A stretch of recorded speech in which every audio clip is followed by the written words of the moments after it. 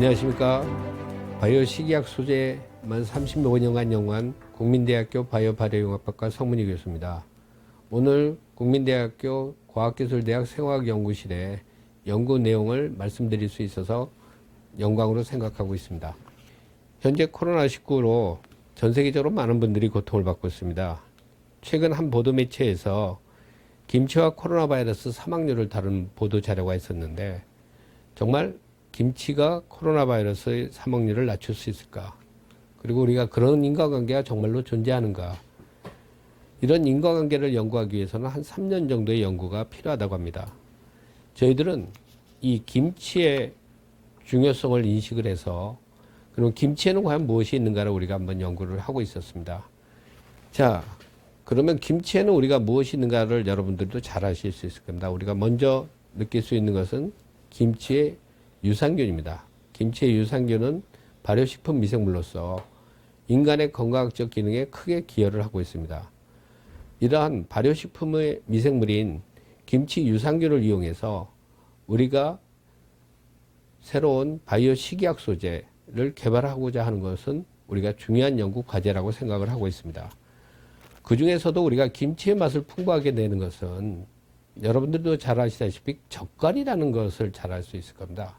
그래서 김치를 통해서 우리가 풍부한 김치에서 맛을 여러분들도 느낄 수 있었고요. 그런 풍부한 맛은 바로 건강학적으로도 중요한 의미를 가지고 있습니다. 그래서 우리는 젓갈 미생물을 중심으로 해서 젓갈 미생물이 김치와의 상호관계, 그리고 젓갈 미생물이 어떠한 우리 건강학적으로 중요한 역할을 하는가를 연구를 진행해 왔습니다. 그 중에서도 우리가 좀 독특하게 갈치 젓갈이라든지 또는 새우 젓갈이라든지 또는 뭐 까나리 액젓이라든지 또는 민물새와 같은 토화젓으로부터도 우리가 발효식품을 미생물을 분리를 했습니다. 이런 발효식품 미생물, 우리가 먹는 식품에서부터 발효식품 미생물을 분리하게 되면 사람한테 안전하기 때문에 바로 사람한테 우리가 식약 소재로 사용할 수 있는 아주 커다란 장점이 있습니다.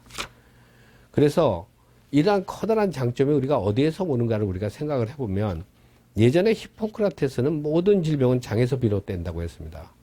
그러면 이런 장을 건드릴 수 있는 우리가 식품이라는 것은 우리가 김치에서 나오는 이런 미생물들이 역할을 해줄 수 있을 것이라고 봅니다. 여러분들도 최근 들어서 마이크로바이옴이라는 단어는 너무나도 잘 알려져 있어서 마이크로바이옴이 장내에 있는 미생물이라는 걸 여러분들도 잘 아실 수 있을 것입니다. 그러면 이러한 마이크로바이옴이 우리 장에서 비롯되는 질병들을 어떻게 치료하고 예방하고 개선할 수 있을까? 이런 연구는 바이오 식이약 연구에서 매우 중요한 연구라고 생각을 하고 있습니다.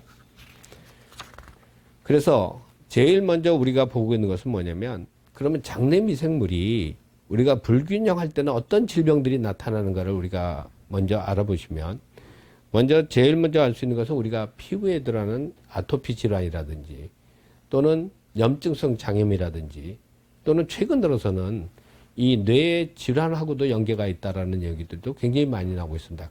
특히 뇌 질환에서는 이 자폐하고도 연계가 돼 있다라는 연구가 돼 있어서 사실 장을 통해서 많은 질환을 개선할 수 있고 치료를 할 수 있다라는 연구들이 속속 보고되고 있습니다.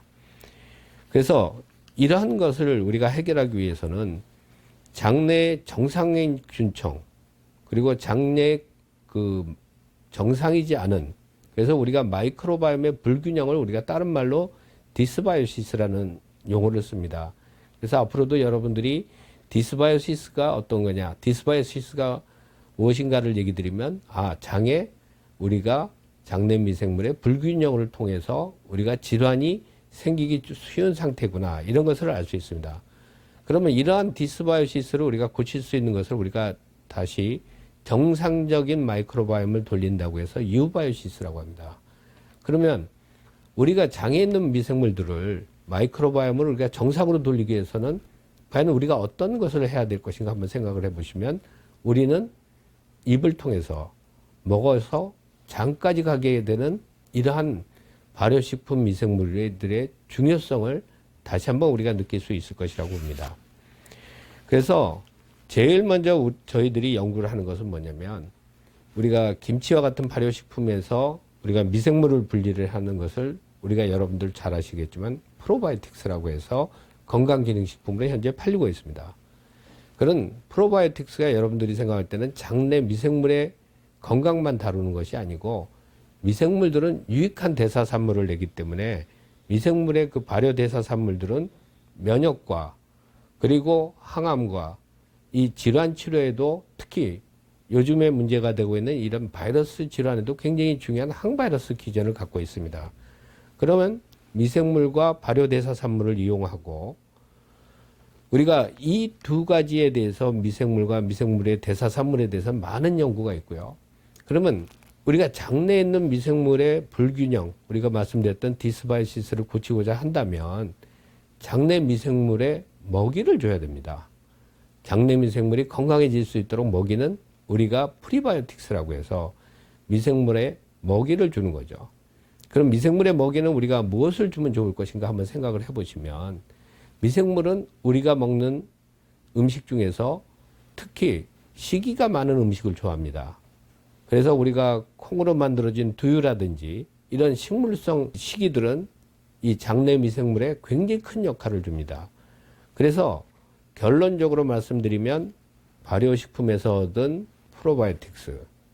프로바이오틱스가 생산하는 대사산물, 그리고 대사산물과 장내 미생물 먹이를 우리가 다 더하게 되면 바로 우리가 프로바이오틱스의 최고의 그 제품이라고 할 수 있을까요? 어떤 우리가 기술이라고 하시는 것을 우리가 포스트바이오틱스라고 해서 우리가 현재 추진하고 있는 개발의 중요 목표입니다. 김치에서 무엇보다도 중요한 것은 김치로부터 유산균을 분리해내는 것입니다. 이런 독특한 미생물을 분리하는 것은 독창적인 기술도 필요하지만 미생물의 기능을 최대한 활용을 해서 우리가 유익한 미생물을 우리가 분리를 해내고 있습니다. 그리고 이 미생물의 가장 큰 특징은 지금도 먹을 수 있는 겁니다. 우리가 먹는 김치에서 나왔기 때문에. 그 다음 두 번째로 우리가 해야 될 일은 바로 뭐냐면 이러한 미생물 대사산물이 어떠한 역할을 하고 있는가 라는 것이 중요합니다. 그런 미생물의 대사산물의 역할을 보기 위해서는 우리가 항산화라든지 면역이라든지 또는 우리가 실험동물들을 사용해서 실험동물의 효력을 보게 됩니다. 그래서 이런 거를 통해서 미생물의 대사산물의 효력을 검증을 하고 그리고 미생물의 장내 먹이를 위해서 우리가 과연 프리바이오틱스는 무엇이 좋을 것인가 굉장히 많은 연구를 했는데요.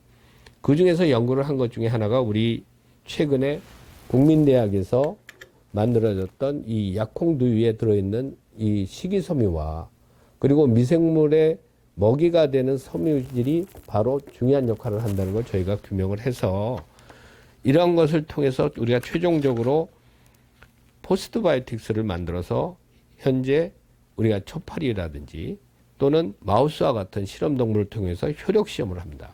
그때 효력시험의 타겟은 무엇이냐.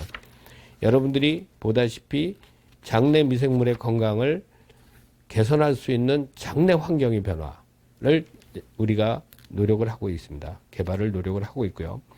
그래서 이런 노력이 사실은 뭐 논문도 많지만 제일 중요한 거는 우리가 특허를 통해서 대학에서도 지적재산권을 확보를 해서 우리가 산업화가 될 수 있는 사업화가 될 수 있는 기반을 만들어주는 것이 무엇보다도 중요하다고 생각해서 우리가 바이오 식이약 소재에 관련된 많은 특허들을 출원을 했고요. 이런 특허들의 출원을 통해서 국민대학에서 국민바이오라는 회사를 창업을 하게 됐습니다.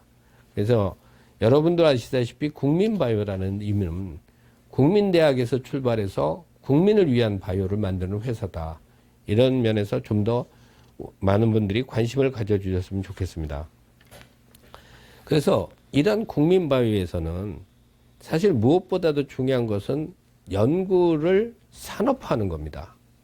그래서 연구를 산업화하기 위해서는 제일 먼저 중요한 것은 우리가 산업화 기술을 적용할 수 있는 GMP 공장이 필요합니다. 여러분들도 아시다시피 GMP라는 것은 우리가 Good Manufacturing Practice라고 해서 우리가 중요한 생산 기술 중에 하나고 여러분들이 드시고 있는 프로바이오틱스들은 다 GMP에 의해서 만들어지고 있는 우리의 제품 중에 하나입니다.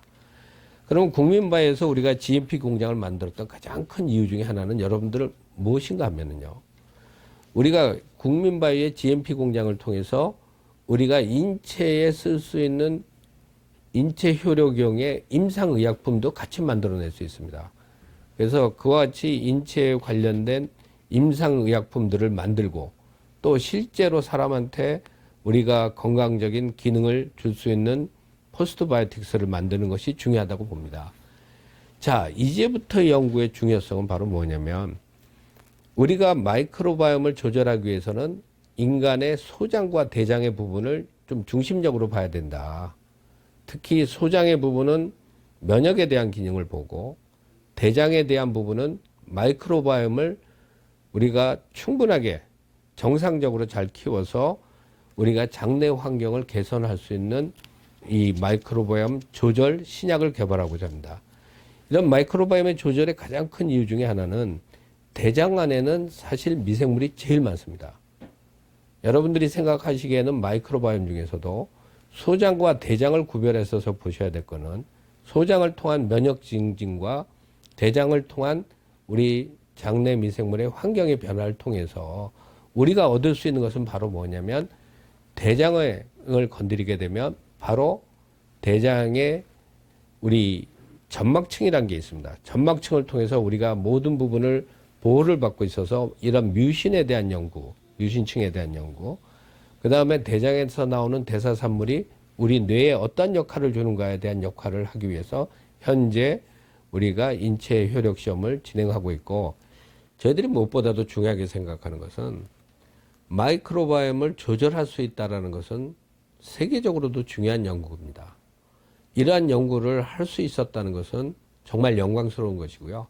이러한 자리를 만들어 주신 또 이러한 연구를 할 수 있게 해주신 국민대학교의 모든 분들과 또 우리 사랑스러운 제자들 그리고 또 저와 함께 고생을 하시는 많은 연구자들의 노력에 의해서 정말 국민의 기술이자 전 세계 국민의 기술이 될 수 있는 마이크로바이옴 예방신약의 기술을 만들도록 최선을 다해서 노력을 하도록 하겠습니다.